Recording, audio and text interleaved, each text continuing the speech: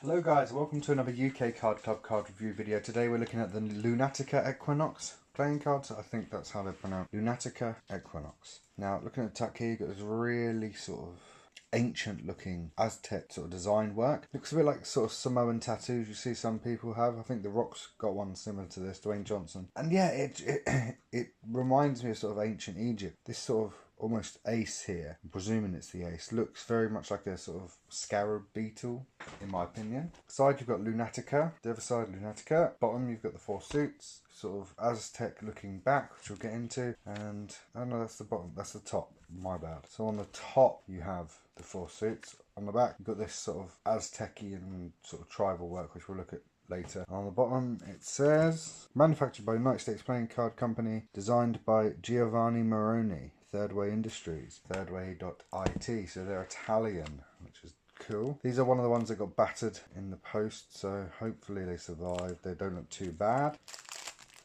Straight in. So we've got this sort of arrows, and it looks like a club here. It's just semicircular design. Apart from that, the top looks pretty basic.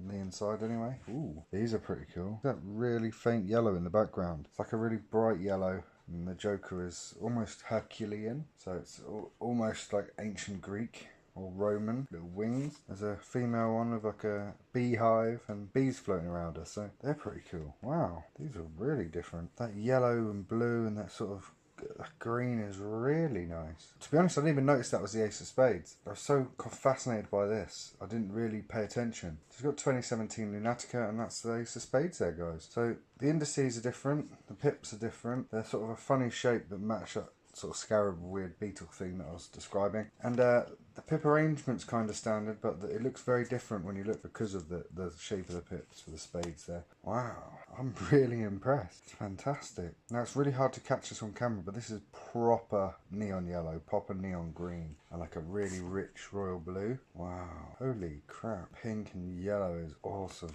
Yeah, that's amazing.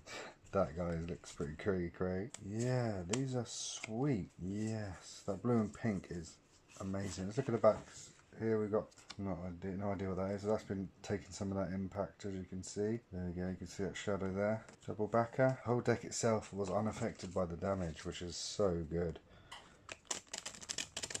Feels really nice. Can't wait to see this. Wow, that is actually brilliant. Looks so good. Pink and the green, the blue. So nice. Look at the back here.